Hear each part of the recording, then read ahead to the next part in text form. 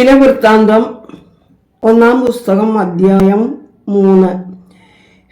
ഹെബ്രോനിൽ വെച്ച് ദാവീദിന് ജനിച്ച പുത്രന്മാരാവിത്: ജസ്രീൽക്കാരിയായ അഹീനോവാം പ്രസവിച്ച അമ്നോൻ ആദ്യജാതൻ.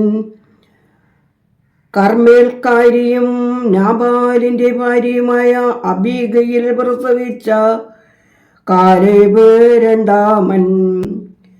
ഗെശൂർ രാജാവായ തൽമായിയുടെ മകളായ മാഖയുടെ മകൻ അബ്ശാലോം മൂന്നാമൻ.